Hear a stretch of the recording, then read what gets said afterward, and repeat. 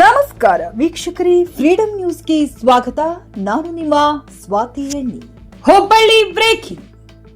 ಪ್ರತಿಷ್ಠಿತ ಹೋಟೆಲ್ ಉದ್ಯಮಿ ಮನೆಗೆ ಕನ್ನ, ಲಕ್ಷಾಂತರ ರೂಪಾಯಿ ಚಿನ್ನ ಮತ್ತು ನಗದು ಹಣ ದೋಚಿದ ಕಥೆ. ಪೊಲೀಸ್ ಠಾಣೆ ಕೂಗಳತಿಯಲ್ಲಿಯೇ ನಡೆದ ಮನೆಗಳ್ಳತನ. 50 ಲಕ್ಷ ರೂಪಾಯಿ ಮೌಲ್ಯದ ಬಂಗಾರ ಮತ್ತು 6 ಲಕ್ಷ ನಗದು ಹಣ ಕಳ್ಳತನ. ಹುಬ್ಬಳ್ಳಿ ಕೇಶವಾಪುರ ನವೀನ್ ಪಾರ್ಕ್ನಲ್ಲಿ ನಡೆದ ಬಹುದೊಡ್ಡ ಮನಿ ಕಳ್ಳತನ. ಹೋಟೆಲ್ ಉದ್ಯಮಿ ಬಾಲಕೃಷ್ಣ ಶೆಟ್ಟಿ ಎನ್ನುವವರ ಮನಿ ಕಳ್ಳತನ. ಕೇಶವಾಪುರ ಪೊಲೀಸ್ ಠಾಣೆ ಸಮೀಪದಲ್ಲಿ ಇರುವ ಮನೆ. 2 ದಿನದಿಂದ ಮನೆಗೆ ಬೀಗ ಹಾಕಿ ಮಗಳ ಕಾಲೇಜು ದಾಖಲಾತಿಗಾಗಿ ಬೆಂಗಳೂರಿಗೆ ಹೋಗಿರುವ ಶೆಟ್ಟಿ ಕುಟುಂಬ.